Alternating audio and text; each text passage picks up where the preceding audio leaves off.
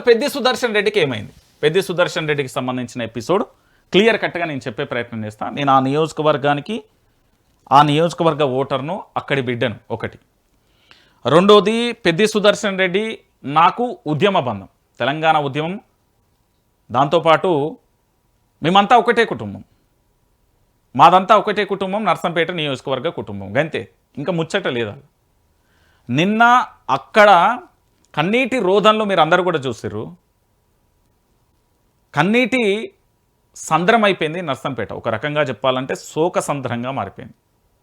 తన ఉద్యమం కానీ తన అభివృద్ధి కానీ అమరాజనం అంటారు కదా, అంత అద్భుతంగా చేసిండు పెద్ది సుదర్శన్ రెడ్డి. సో పెద్ది సుదర్శన్ రెడ్డికి కుటుంబానికి, పెద్ది సుదర్శన్ రెడ్డి అభిమానులకు అందరికీ కూడా నేను చేసేది రిక్వెస్ట్ ఏంటంటే, తన ఆశయాన్ని మనం బతికించాలి, తన ఆలోచన విధానాన్ని బతికించాలి, తన అభివృద్ధిని మనం మరింత అభివృద్ధి చేయాలి. తను బౌద్ధికంగా లేకపోవచ్చు, ఆయన చేసిన పనులు చాలా ఉన్నాయి. రోడ్ల కాని మొదలు పెడితే, ఆసుపత్రుల కాని మొదలు పెడితే, ఒకటి కాదు రెండు కాదు, చెప్పుకుంటూ పోతే సరిపోదు. రాష్ట్రంలో ఎక్కడా కూడా లేదు. వ్యవసాయానికి సంబంధించిన పనిముట్ల విషయంలో సబ్సిడీ తీసుకొచ్చి నియోజకవర్గం ఉన్న రైతులకు అప్పచెప్పిండు.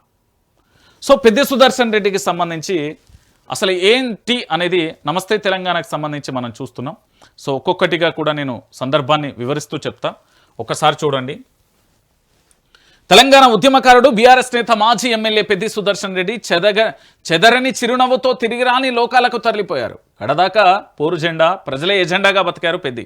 ఓరుగల్లు గడ్డపై విద్యుత్ను మండించారు. ప్రజల ఆగ్రహాన్ని మానుకోట రాళ్ల వైపు మళ్లించాడు.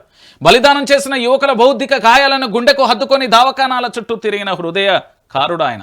జయశంకర్ బియ్యాల నీడలో ఎదిగి కేసీఆర్ చేతిలో సుశిక్షిత సైనికుల్లా తయారయ్యాడు. పెద్దసారు చెప్తాడు, పెద్ది చేసి చూపిస్తాడు అనే పేరు తెచ్చుకుండు. కడదాకా గులాబీ జెండాను పోరుగా నిలబెట్టిండు. పెద్దన్నకు జోహార్లు, ఘననివ్వాలి. మృత్యుతో పోరాడి ఓడిన ఉద్యమ నేత పెద్ది ఇక లేరని తెలిసి తెలంగాణ దిగ్భ్రాంతి గురైంది. సహచర్ని కోల్పోయారన్న కేసీఆర్.